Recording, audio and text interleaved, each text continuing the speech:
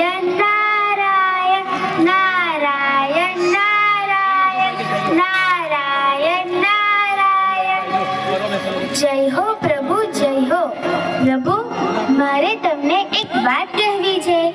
દેવી લક્ષ્મી, આ નારદના પેટમાં તો એક પણ વાત નથી રહેતી. શું કહેવું છે? નારદજી, પ્રભુ તો અંતર્યામી છે, તેઓ બધું જ જાણે છે. વત્સ નારદ, તું શું કહેવા માંગે છે? પ્રભુ, હું પૃથ્વીલોક પર પરિભ્રમણ કરીને આવ્યો છું. સારું સારું, પૃથ્વીલોક પર મનુષ્યોને શાંતિ છે ને? ના પ્રભુ, પૃથ્વીલોકમાં તો મનુષ્ય હેરાન પરેશાન છે, દુખી છે, ખૂબ જ વ્યથિત છે. મનુષ્યો દુખી છે નારદજી? હા પ્રભુ, મનુષ્ય ખૂબ જ દુખી છે. પૃથ્વી દેવી દ્વારા સર્જાયેલ ધરતીકંપના કારણે તેઓ વ્યથિત છે. પ્રણામ પ્રભુ. ના પ્રભુ ના, આમાં મારો કોઈ દોષ નથી.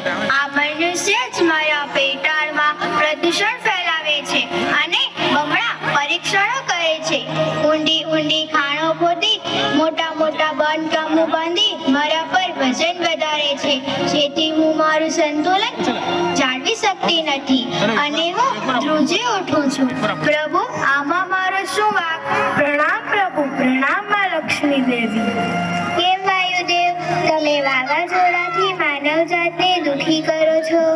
ના પ્રભુ ના, આ માનવ જાતિએ જ મને મજબૂર કર્યો છે, મને પ્રદૂષિત કર્યો છે. આ ઉદ્યોગોના કચરાના અને વાહનોના ધુમાડાથી મને ગુંગળામણ થાય છે. હું શું કરું? પ્રણામ પ્રભુ, પ્રણામ. તમે પણ વધારે ઓછો વરસાદ વરસાવીને લોકોને હેરાન કરો છો ને?